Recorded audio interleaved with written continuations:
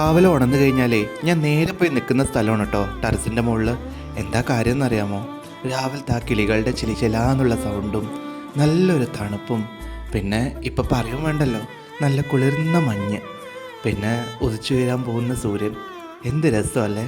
കുറച്ചു നേരം ഇങ്ങനെ കണ്ണടച്ച് നിൽക്കുമ്പോഴേ ആ പ്രകൃതി തന്നെ നമ്മളെ വന്നിങ്ങനെ കെട്ടിപ്പിടിക്കുന്ന പോലെ. ഈശ്വരൻ എത്ര നല്ല സമ്മാനമാണല്ലേ നമുക്കൊക്കെ തന്നിരിക്കുന്നത്. എൻ്റെ കുഞ്ഞിലെ ഞാൻ ശീലിച്ചൊരു കാര്യമാണ് കേട്ടോ, രാവിലെ തുളസി പ്രാർത്ഥന കേട്ടിട്ടില്ലേ?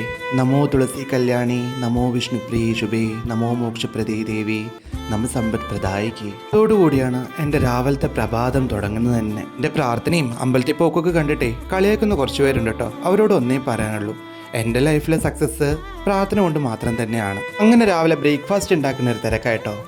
എന്താ ഉണ്ടാക്കാൻ പോണെന്നറിയോ? റവ ദോശ. നിങ്ങളെല്ലാവരും കഴിച്ചിട്ടുണ്ടാവും. സിമ്പിൾ സംഭവം തന്നെയാണ്. റവ എടുത്ത് ഇങ്ങനെ അരച്ച് മാവാക്കിയിട്ട് ദോശ ഉണ്ടാക്കുക. എൻ്റെ ഓഫീസിലെ ഒരു മാഡം ഉണ്ട്, അവരുടെ ലാംഗ്വേജ് ഹിന്ദിയാണ്. അവർക്ക് ഒരേ പരാതി, ഞാൻ ഹിന്ദിയിൽ വീഡിയോ ചെയ്യണമെന്ന്. പക്ഷേ എനിക്ക് പൂർണ്ണമായിട്ടൊന്നും പറ്റില്ല.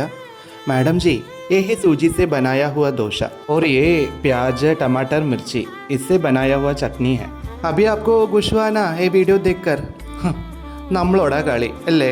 മലയാളീസ് എവിടെ പോയാലും പൊളിയല്ലേ അല്ലേ? ഗ്രാമർ അറിഞ്ഞില്ലെങ്കിൽ എന്താ, ലാംഗ്വേജ് എങ്ങനെയെങ്കിലുമൊക്കെ പറഞ്ഞ് ജയിച്ചോളൂ. അങ്ങനെ ഇന്നത്തെ പ്രഭാതം സുന്ദരം ശാന്തം.